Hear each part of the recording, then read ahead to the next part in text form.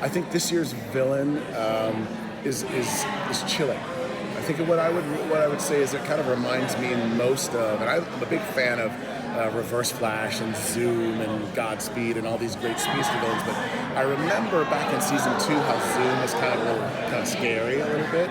I think we're going to go in those waters of season 6. I think you'll see a little bit of that. Not that it's going to be Zoom. I don't want to imply that by any means. But I think the vibe of that kind of thrills and chills season, which is what I'm referring to it in season 6, is back.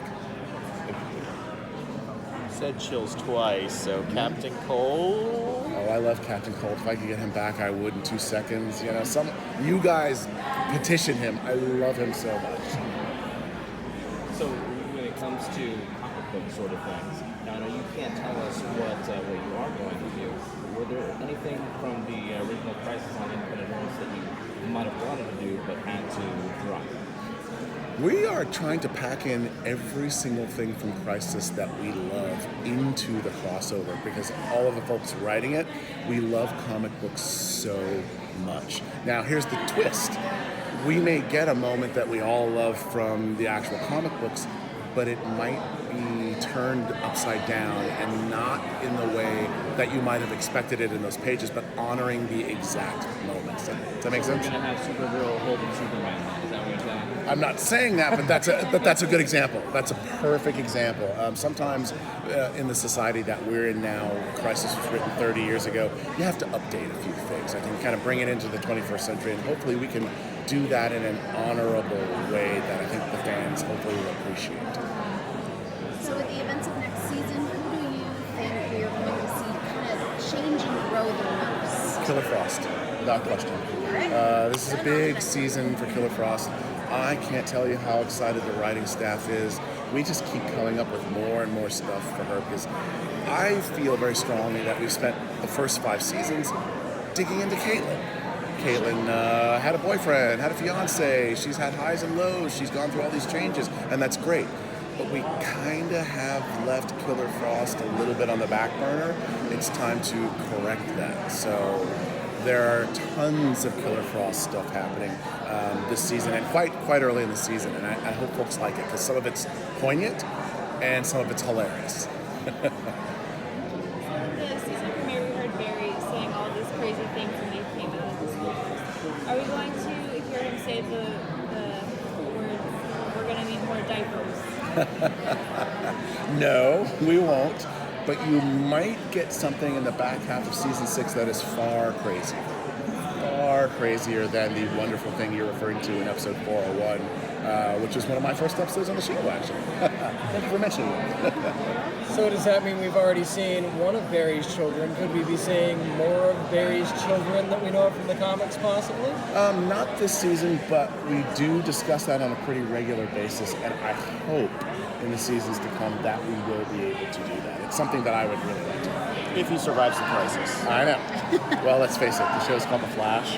I think it's going to be okay at some point. Wally, and That's true. and Bart. That's true. That's Actually, true. Bart. Like, can we get a Bart at one point? I think eventually we can.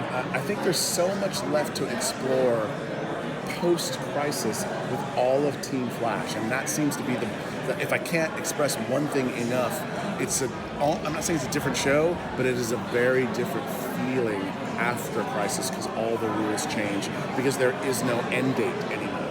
We don't know where we're going as writers, of course we do, story-wise, but the characters don't have this thing hanging over them anymore. What does that mean? That's exciting. Can you talk a little bit about the relationship between the Flash and his wife? And I mean, you guys have put him through so much. What he knew she was gonna get killed. The Speed Force, their daughter. What's next for them? Well, sadly for Barry and Iris, it's not going to get better. We're going to put them through an even bigger ringer this season that you'll see very quickly in the first couple of episodes because Crisis is coming. And all that's going to do, though, and this is a great thing, is bring them closer together than ever before. And I think that's what really this whole season is about. When I mention deepening character emotions, it also means coming closer together as a family. everybody in Team Flash, even the ones who don't find new relationships or new loves or who are already married, everyone will be coming closer together than ever before as a result of whether or not they survive Crisis. Now, Carlos gave up Cisco gave up his powers. Yes. Is that going to play? Is he going to regret that? How is he going to fit into Crisis now that he's not Vibe? Obviously he's going to be part of Crisis.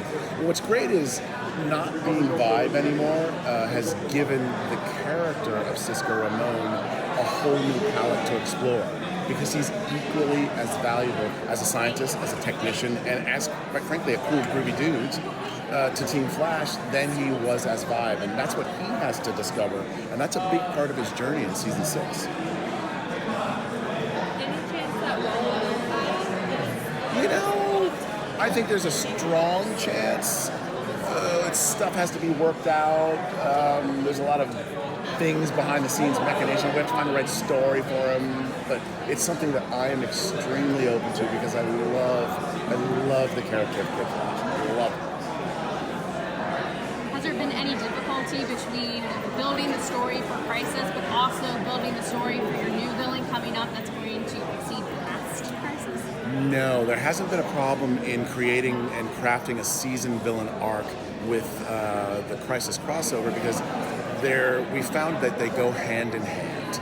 When we looked back and said, okay, who's the villain that we need to have this season, it has to be somebody who understands what Crisis really means, which is a crisis of faith, a crisis of life and death. So this year's villain very much has those exact same things on his mind, and what you'll see is a very close relationship, and a weird one, quite frankly, between Barry Allen and our new big bad that I think has really charged the story this year. Last season you got back to a little bit of a lighter tone at parts, and it felt like closer to season 1. And how hard is that going to be with not only the fallout from Nora, but you've got Crisis coming? How hard is it to find those light moments that make the Flash the Flash? It's very difficult, especially in these early episodes, to find kind of that levity and the humor balance with such a big thing hanging over the Crisis. I know. But it Sorry. is also Nora's death. Fortunately, we have the best cast ever. And what has been great to watch is them finding humor in the pain, finding humor in small moments. And the writers, we have written towards that. So even in what is a very intense season, I'm not gonna BS here, this is a very intense season, especially the first half as we lead up to Crisis. There's some of the funniest stuff that we've ever seen on the show, I think. Really? Yeah, where I was laughing out loud at Dailies the other day with that Killer Frost particular scene. So I think we found the balance. I hope we have. All right. That's it. Do we have any new scenery this year? Any new sets? Any new? Well, the bad guy has a new set. I was on his new set actually a while back, and I was like tinkering around with stuff. And I'm like, oh, this is awesome. That was a male pronoun, so that's we a heard clue. he. Yes. Okay. The new. That's. It is singular. It is singular and it is male. Yes. That. Okay. You got me. You're getting us a little closer. I know. It is a guy. It is a dude. Or are you just throwing us? No, not at all. Because it's a great new set. But other than that, gosh, I don't think so. I think I want to explore this season on The Flash the nooks and crannies of the sets and the settings that we already have in ways that we haven't seen yet. Because it's a whole world that needs to be filled in even more. It's like, what does Barry like to drink? You know, what is Cisco's favorite dog? What is Killer Frost's favorite ice cream? I want to know these things.